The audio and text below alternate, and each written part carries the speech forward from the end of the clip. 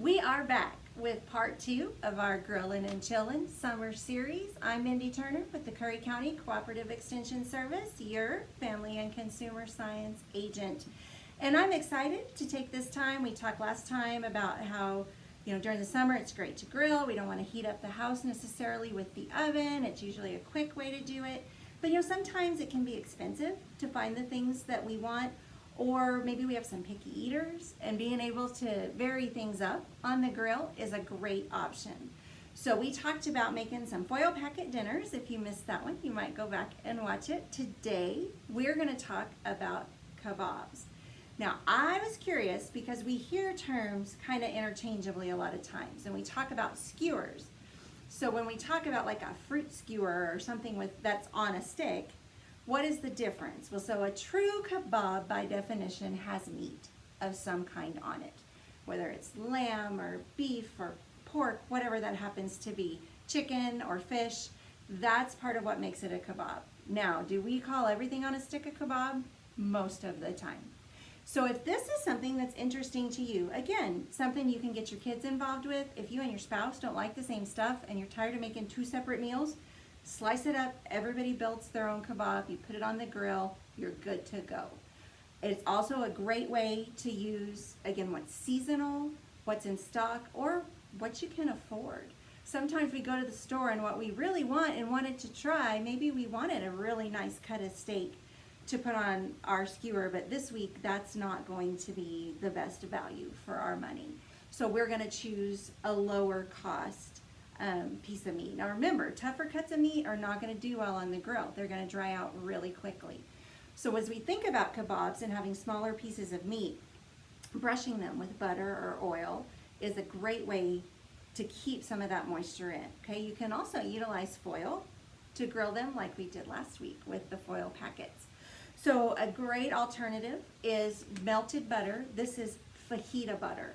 So this is just a packet of fajita seasoning, can be any brand, any kind that you like, and if you make your own, that's great too. Melt the butter, pour in your fajita seasoning, whisk that all together, brush it over your kebabs, and bake it, and you're gonna grill it, sorry, not bake it, grill it. You're gonna take in that moisture from the butter and that great fajita flavor that you're gonna add to your vegetables and whatever meats you've chosen to be on there. So part of the thing I see with kebabs a lot of times, I don't do a lot of kebabs because it takes a lot of prep work. So you can prep a lot of things ahead and be prepared for what you want to do. So these are metal skewers. You can purchase these very inexpensively. I think I saw them like 4 for less than $1.50 to have to keep on hand.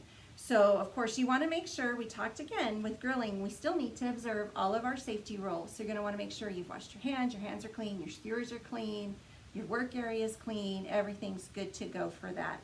So these obviously are going to be washed after every use, put up, taken care of. You can also purchase disposable skewers. These are just plain old bamboo skewers. Now we do need to remember, if we're going to use these to prep them, we do need to soak them. Not overnight or anything like that, but at least long enough so that they have some moisture in them, because of course wood burns. So we don't want to put it on the fire. The other thing about it, when you soak them, it kind of gets them to all adhere together better, and maybe you don't get splinters when you're sliding them on. And that depends too. Some of the more inexpensive ones may not be as good for just sliding your foods onto. So as we talk about, again, kebabs, what are some of the things we can use? Just like we talked with our foil packets, those meats that you can use for that on the grill are going to be great on your kebabs.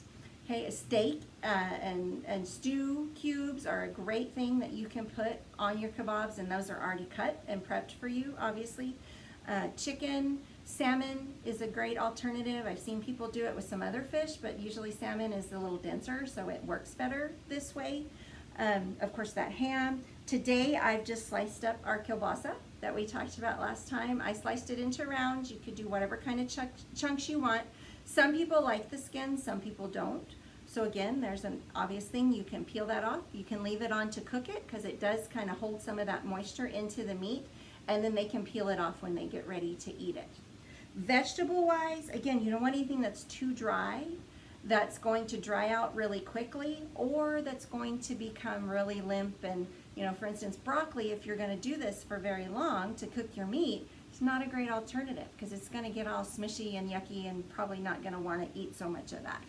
So from that point, once you've decided what you want to use, okay, and in researching, this is one of the things I saw that I think this is such a fun idea. This is the corn on the cob. Okay, we pulled the husk off and then just slice it into little rounds, however thick you kind of want to make it, and use that as one of the layers on your kebab, and then your corn's right there in it. So you can do tomatoes typically work really well. They've got a lot of moisture in them. Zucchini is a good option. Again, onion for that extra added flavor. Carrots, and I had purchased carrot chips. These are not as ideal for putting on a kebab, obviously, because they're kind of thin, but you might put 2 or 3 together to make that layer. And then, of course, you want to vary up your colors and have a little variety.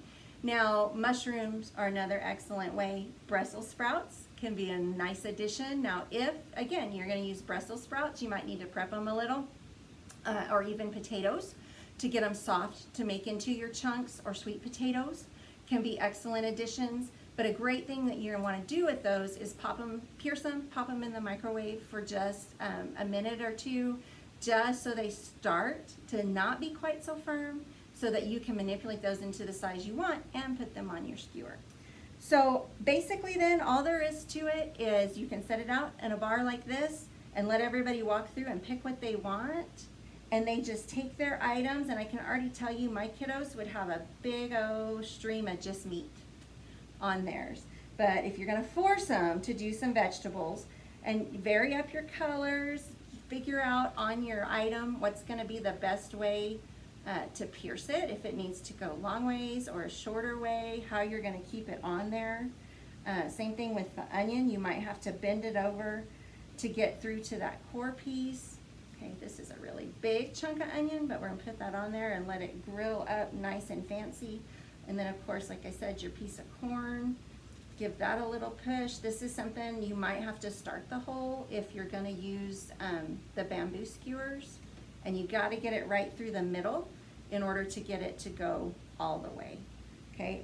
So however you want to do it, if you want, some of us are big on patterns and you want it to be consistent and consecutive, or if you just want to stick it all on there and see what happens. Either way is fine, but you basically just layer up your kebab how you want it, throw it on the grill and let it cook.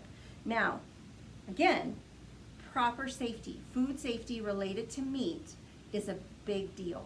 And so even if we're doing foil packets, if we're just throwing it on the grill and letting it cook, if we're making kebabs, we need to ensure that we are getting our meats to the appropriate internal temperature. Okay, and again, our newsletter this time has a chart that gives you some of that information, and these are the USDA recommendations. So this is research-based.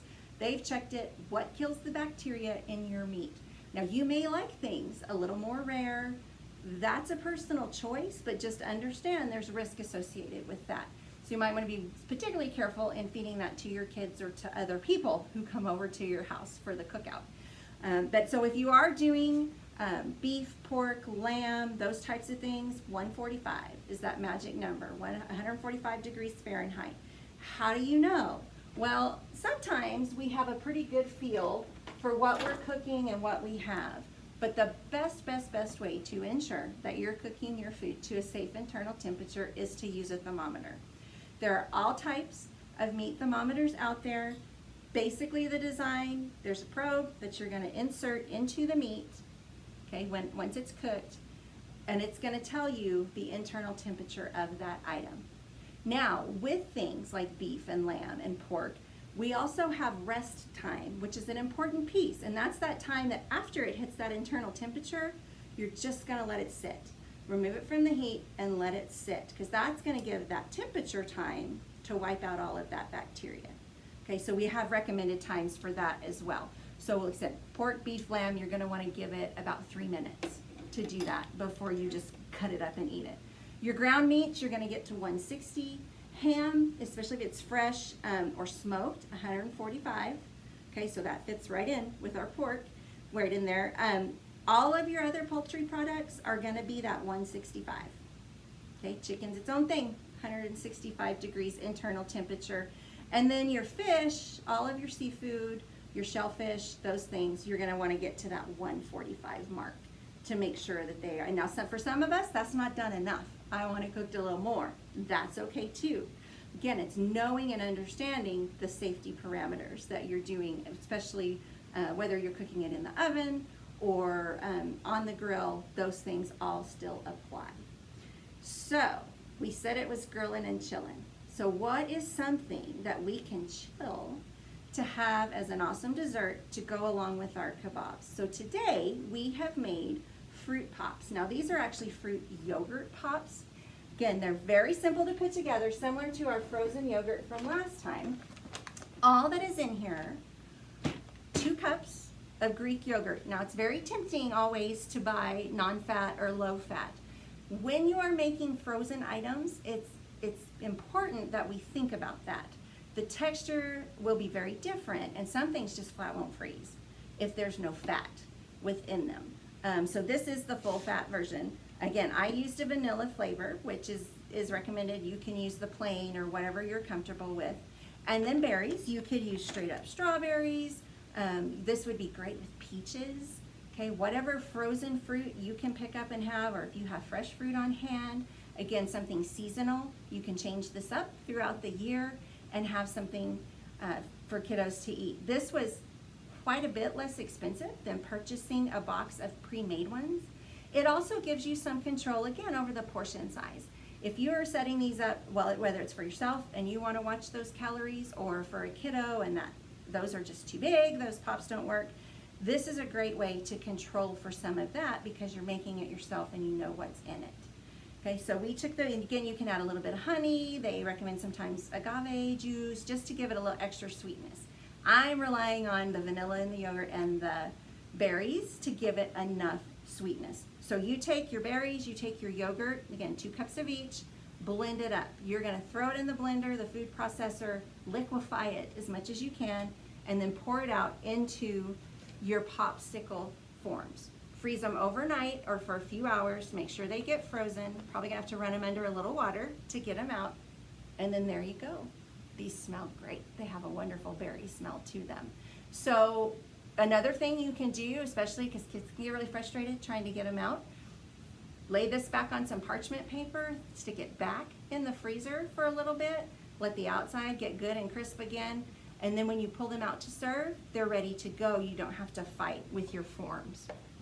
If you don't have popsicle forms, there's lots of simple alternatives. This is just a plain old paper cup that we put it in, or if you have wax ones or plastic ones, and again, you can pick different sizes for the size you want to use. If you don't have a popsicle stick to go in there, I just used a plastic spoon. Okay, and there's a fine treat for someone. That's a healthy alternative to pure sugar. Okay, it's got some fruit, it's got some yogurt, so it's going to add some of those nutrients back into your diet, but it's going to be cool and refreshing for these hot summer days. Again, I'm Mindy Turner with the Curry County Cooperative Extension Service. This has been the second installment of Grillin and Chillin. If you would like to receive our newsletter or get more information from the Curry County Cooperative Extension Service, you can go to our website, curryextension.nmsu.edu.